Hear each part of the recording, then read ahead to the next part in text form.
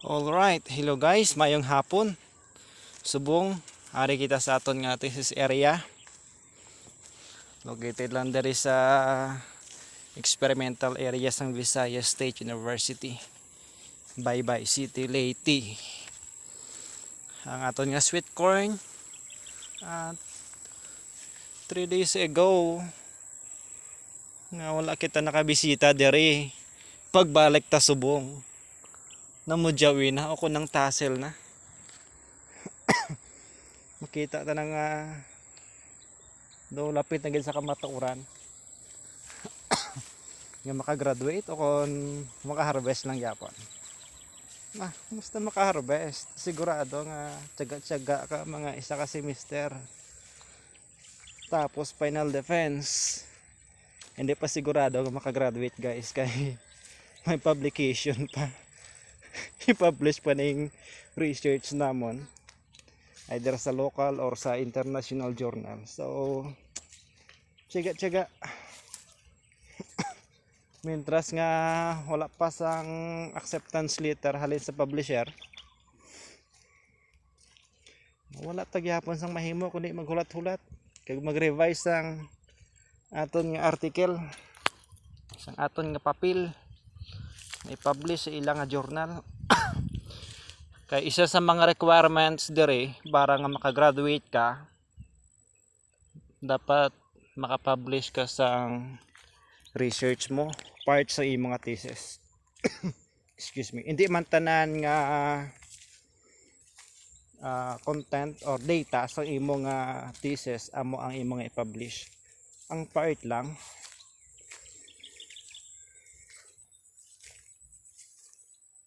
kag kung ma-accept na, may acceptance letter ka na halin sa publisher, sigurado na nga maka-marcha-marcha ka na. Pero kapag wala pa, damo pa nga mga revision ang matabo sa imong research. Makapasar, halimbawa ihambal nato nga makapasar sa reviewer 1 pero sa reviewer to medyo gungan, budlay pasaron kag pati ang mga halos tanan pang question. Kisa mainit ka, pwede na lang man nga i-cite imo ka ugalingon Galay kay kita nga mga junior researcher or mga beginner pa kumbaga, do na huya kita mag-cite sang aton nga mga previous work sa mga previous research ta. Nahuya kita nga mag-cite sang aton kaugalingon pero iban ang mga senior bali wala na sa ila.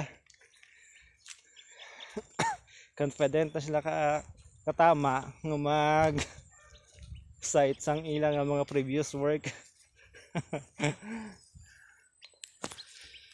Muna ang appearance sang aton nga mais sa piyak sang tanan nga kadamo sang damage sang ginatawag nga PAW or fall armyworm. Damo gid kaayo, nagduging gid sila subong. Labi na gid kay nagaisahanon ang aton nga mais. Makita nyo nga grabe gid ang damage. Imagine mag-amo ni kadako ang damage niya sa dahon. Ano bala ka dako ang epekto sini sa photosynthetic activity sang aton nga tanom. Grabe ang pagnubo sang photosynthetic activity tungod sang nagkalatatay nagkalagisi nga mga dahon sang aton nga mais. Grabe. Ang iban severe damage gid siya, ang iban napatay gid, ang iban grabe mga greater than 2 cm ang damage. So kapag amo sini maapektuhan gid ang photosynthetic activity sang aton nga tanom. Kag tungod sina tungod nga apektado na ang photosynthetic activity, mahina man ang paghimo niya sang iyang nga pagkaon sang glucose nga para nga transfer or iya nga i-consume sa mga parts niya or sa mga meristematic parts niya. Muna nga posible nga magka-stunted growth ang isa ka tanom kapag damage ang iyang leaf. Kay nakahibalo naman kita nga ang dahon amugid ang primary part nga rasisan sang iyang pagkaon. Diri gid naga-undergo sang photosynthesis sa dahon. Amo na kapag hindi maayo maka-captured sang light energy, ang light energy nga na i-convert niya into chemical energy kag maghimo siya nga glucose or carbohydrates para nga may i-contribute siya or may ihatag siya sa mga parts or sa mga meristematic parts ang aton nga tanom. Kapag kulang ang solar energy or radiation nga iya na maabsorb, gamay kag madugay ang iya nga pagtubo. Muna nga grabe gid halalungan gid ang dahon tungod nga amo gid ni ang numero 1 nga parte sang aton tanom nga kung sa diin amo ini ang naga-process ang iya nga pagkaon parang ang aton nga tanom padayon nga magtubo.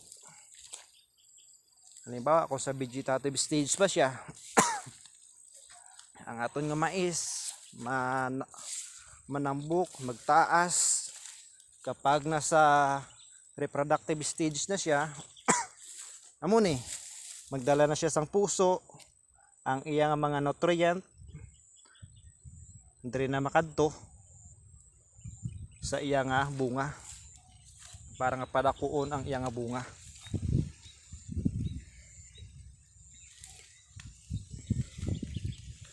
Amo na nga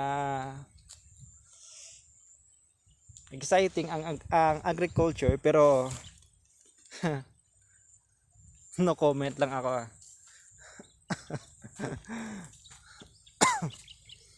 Tapos makita mo ang mga damages nila. Ari gid sila mismo sa sulod sang world sang aton nga mais. Sa world gid mismo sang aton nga mais ang mga fall armyworm nga nagaatake. Oh, lantawa ninyo. Amo ini ang severe damage gid. Grabing damage niya. Pero maayo lang tungod kay border plant ina. Okay lang madamage basta hindi lang ang aton inner portion or ang aton nga harvest area ang matamaan. In kaso kung matamaan ang aton nga harvest area, pwede man kita makakuha sa mga border planta nga himuon bilang sample. I-substitute naton amo ina ang purpose sang aton nga border plants. I-substitute naton just in case ang aton nga sample plant sa aton nga harvest area mapatay, amo ina ang aton nga kuhaon kag i-substitute himuon nato nga sample. Pero sa iban kay ang iban nga mga research may mga physiological parameters like crop growth rate, specific growth rate, kag relative growth rate. May mga amo sinang research ang ginakuha nila kay it's because ang mga na-mention ko nga mga physiological parameters nagakinahanglan sang destructive sampling. Mag-destructive sampling sila. Ang ila naman nga ginakuha, ginagabot nila ni ang mga border plant. Kagula nila ginahilabtan to ang sa inner rows. Because ang sa ini rows, halimbawa sini sa akon 6 rows ini siya. Tapos ang aton nga 4 ini rows amo na siya ang aton nga harvest area. Kag ang duha ka row at both end amo na siya ang aton nga border plant. Mostly kapag magkuha kita sang destructive sampling, dire lang sini sa outside or sa border plant naton. Pero kapag ang imo naman nga destructive sampling or ang imo nga procedure is let's say weekly or bi-weekly, hindi ka na mag-expect pa nga enough ang imo nga tanom para until mag-harvest para sa imo nga parameters like sa crop growth rate, root specific ratio, or specific growth ratio rather, sa relative growth rate. Hindi ka na mag-expect dira. Pero kapag bi-weekly siguro para sa akon makaya naman. Makasuffice naman I think ang border plant kapag bi-weekly. Amo ina ka nami sang agriculture. Sa agriculture wala gid sang may nagaka-perfect because una mga kontra environment kag upo na dira mga piste mga biotic factors.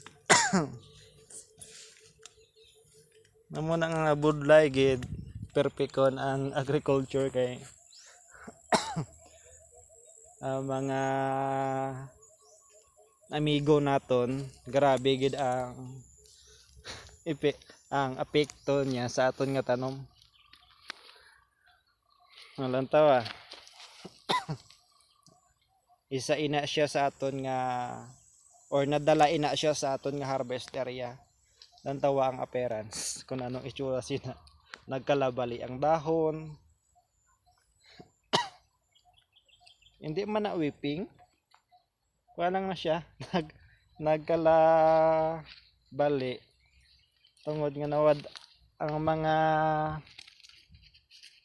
dahon niya gin pangkaon na gid tanan no, wala na gid bilin. Amoy na nga wala na gid sang kusog.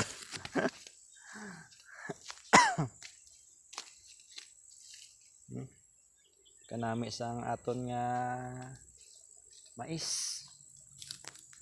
Maayo ni kay magluwas nga wala chemical. Wala chemical nga jutay. Kundi damo gid. Joke lang. Nagadala pa siya sang tagduwa ka bunga. Pero kapag lantaw ko sini nga ang isa kay ang iyang nga bunga kapag duha hindi kita makasigurado nga wala riho ginakaragko. Kapag may makita ka nga daw gamay siya, halimbawa ang ini posible nga ini magamay orang ini, kuha ka na lang ng isa. Wala man taga padamo puso. Kaya ginalantaw ta ang nutrient balahaw kay hindi enough ang nutrient nga gin-apply ta. Nasta sa punto nga magdala siya tag duha, tag tatlo ka puso, inyo daw ga attempt pa gani nga matatlo ka puso. Ay, hindi na pwede. Pwede sa akon. Nan. Ini nan. Aring isa sa dalom. Duha, tatlo. Pero ang appearance niya balaw, lantawa kon makaprocess pa sa sang glucose niya. Sang carbohydrate niya kon maginaano gid man. Kay ang iyang nga dahon may mga markings pa sang insect pest no. Alright guys, kabay pa nga may mga natunan ka mo. sa mga nagalantaw sang video ko nga mga Tagalog or mga Cebuano nga hindi maka-intindi sang hiligay nun. Pwede lang na nga himuan ta lang subtitle. Alright, madamo gid nga salamat. Kag palihog like sang aton nga page, kag pa-share na lang sa inyo nga mga kakilala, mga classmates, para nga makapadayon kita nga makahimo sang mga madamo pa gid nga mga quizzes, para nga ma-practice kamo sa inyo pala abuton nga board exam. Padayon lang. Hindi mabudlay ang board exam. Nakabalo ka mo kung ano ang mabudlay? Mabudlay ang maghanda. Kay wala sang budlay nga board exam kapag ikaw handa. Alright, amo lang ina. Kag madamo gid nga salamat. Tubtob sa liwat. Bye bye.